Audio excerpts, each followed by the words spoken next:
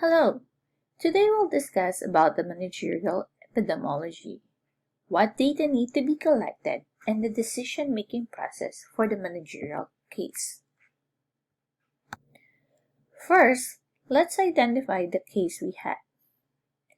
The growing rate of obesity in the country. The healthcare managers want to know if creating an obesity unit will be beneficial for the hospital. Doing this not only treats the possible underlying effect of obesity such as diabetes, but can create a preventive education program to help the community with growing problems.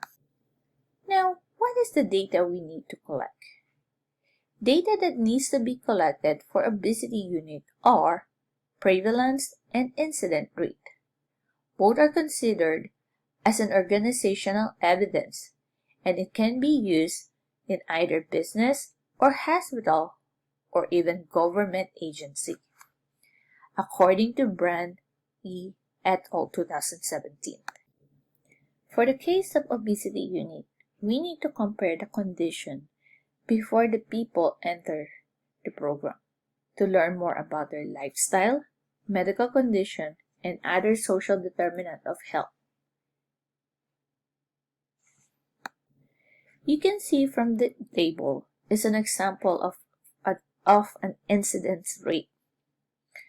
Incidence rate is a percent time rate generally calculated from a long-term cohort follow-up study, wherein enrollees are followed over time and the occurrence of new cases of disease is documented.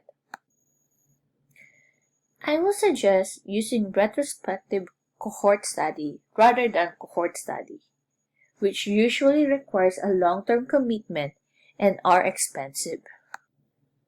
Decision-making can be based on a personal experience, but employees are looking for the technical expertise of the manager. To do a better job in decision-making, it is necessary to have the appropriate data and information to make the best decision possible. In life, we create numerous decision-making. We need data to decide what is the best course of action. For instance, you have decided this year you want to buy a house. But to do so, we need to take a step back and look some very crucial data or information, such as credit score, money in the bank, accounts, job stability, interest rate in the market, house availability, and so forth. These are organizational data and had to be part of every decision making. It is similar in the situation at the healthcare setting.